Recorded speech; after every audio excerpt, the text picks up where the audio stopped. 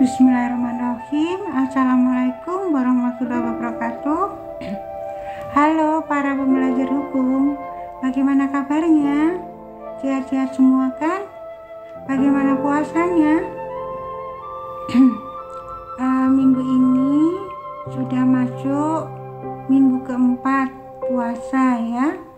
Jadi harapannya tetap semangat untuk berpuasa, karena dengan puasa di bulan Ramadan, insya Allah bulan penuh ampunan, bulan penuh berkah ya bagi kaum muslim, bulan yang penuh barokah, ditunggu-tunggu, karena pada bulan Ramadan ini Allah akan mengampuni dosa-dosa orang muslim yang berpuasa ya. Juga Allah akan beri derajat yang tinggi, juga Allah akan beri berkah, rezeki, sehat, bahagia ya, karena kita taat menjalankan apa yang diwajibkan untuk kita, yaitu menjalankan rukun Islam, yaitu berpuasa, selain ibadah-ibadah yang lain, sholat ya, syahadat dan sebagainya. Teman-teman pembelajar hukum, hari ini kita akan belajar kriminologi. Masih ingat ya, ilmu tentang kejahatan secara luas yang sangat menarik ya. Temanya hari ini adalah jenis-jenis kejahatan. Bagaimana? Siap untuk belajar di bulan puasa yang penuh rahmat ini? Baiklah, sebagai rasa syukur kita awali dengan berdoa. Berdoa mulai.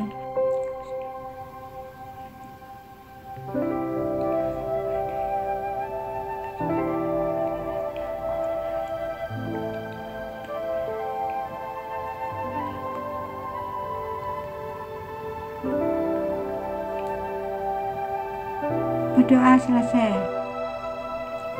Teman-teman pembelajar hukum yang dirahmati Allah, yang disayangi Allah, Ibu yakin teman-teman yang suka buka konten Ibu tentang belajar hukum adalah teman-teman pilihan Tuhan ya, yang mau belajar agar negara Indonesia yang kita cintai ini hukum dapat ditegakkan, sehingga negara, masyarakat, pemerintah bisa mempunyai kehidupan yang tertib, aman, tentram, sejahtera, adil dan makmur ya. Dan hal ini bisa tercapai kalau kejahatan-kejahatan, yaitu perbuatan yang merugikan orang lain, yang melawan hukum itu dihindari, tidak dilakukan, sehingga timbul kesadaran dari diri sendiri untuk tidak melakukan kejahatan, yaitu perbuatan yang melawan hukum dan merugikan orang lain, masyarakat, pemerintah dan negara. Nah, kriminologi ini gunanya untuk supaya para penegak hukum bisa menjalankan tugasnya dengan bijaksana, karena tahu apa sih penyebab kejahatan itu, kemudian apa sih kejahatan itu, kemudian jenis-jenis kejahatan itu apa saja ya, sehingga bisa ditanggulangi, dicegah, dan orang lain jadi sadar kita untuk tidak melakukan kejahatan. Hari ini kita akan bahas tentang jenis-jenis kejahatan. Siap belajar? Ibu mulai ya. Jadi kalau kita bicara tentang jenis-jenis kejahatan, maka ada beberapa jenis kejahatan. Yang pertama adalah kejahatan kerah putih atau disebut dengan white collar crime. Ya, kejahatan kerah putih. Apa maksudnya kejahatan kerah putih? Kejahatan kerah putih atau white collar crime ini adalah kejahatan yang dilakukan oleh orang-orang yang menggunakan hem putih ya, berdasi, tetapi pelaku kejahatan. Apa maksudnya ya? Penjelasan secara rincinya adalah sebagai berikut. Kejahatan kerah putih disebut juga white collar crime ya. Kejahatan kerah putih ini adalah sebuah bentuk kritik ya terhadap teori-teori kejahatan di masa lalu yang dibahas di kriminologi, bahwa kalau penjahat itu selalu orang dari ekonomi rendah gitu ya, orang miskin ya, yang tinggalnya di tempat kumuh dan sebagainya. Tapi apa kenyataannya dalam praktek?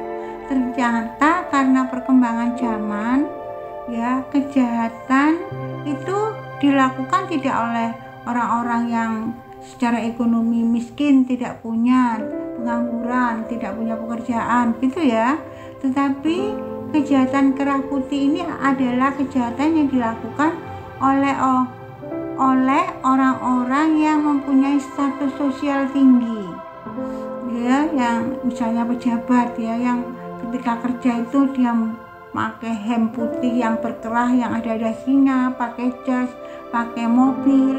Kemudian orang-orang ini juga mempunyai latar belakang pendidikan yang tinggi ya. Jadi teori yang mengatakan bahwa penjahat itu selalu dari kalangan bawah itu ternyata tidak benar ya, sebab ada jenis kejahatan yang dilakukan oleh orang-orang berstatus sosial tinggi kemudian berpendidikan tinggi.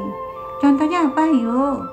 Contohnya adalah korupsi. Nah, kalau saudara lihat kejahatan korupsi ini, pelakunya adalah orang-orang yang berstatus sosial tinggi dan latar belakang pendidikan tinggi. Misalnya pejabat ya, pernah dengar kasus korupsi sebanyak 271 triliun yang dilakukan oleh seorang pengusaha ya, dengan istri seorang artis gitu ya. Nah, kawan-kawan, kejahatan ini benar-benar sangat merugikan negara, masyarakat ya, karena kadang-kadang korupsi itu dilakukan oleh pejabat yang menjadi kepala suatu departemen, kemudian dia harus mengatur dana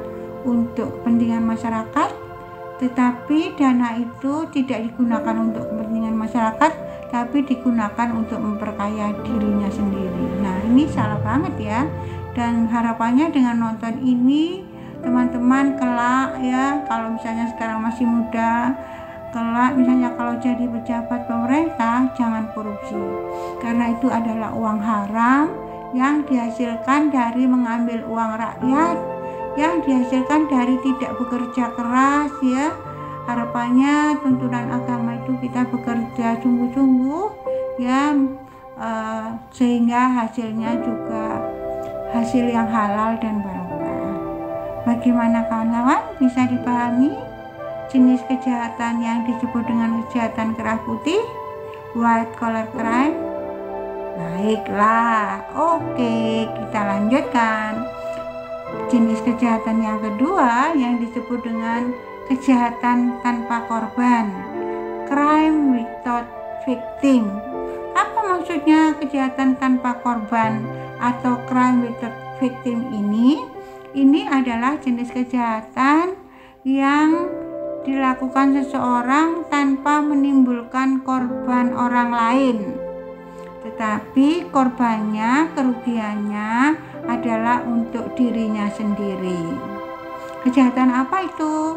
Berjudi, mabuk ya, kemudian seks bebas dan lain-lain. Ini juga termasuk kejahatan ya teman-teman, dan harus dihindari, dicegah, apalagi generasi muda.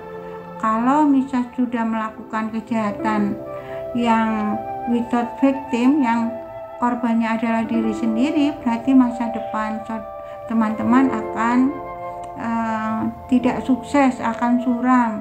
Karena kalau orang sudah suka berjudi, suka mabuk-mabukan, kemudian suka melakukan hubungan seks bebas tanpa pernikahan, maka akibatnya untuk diri sendiri itu adalah merusak ya. Tentunya menjadi malas, tidak mau bekerja.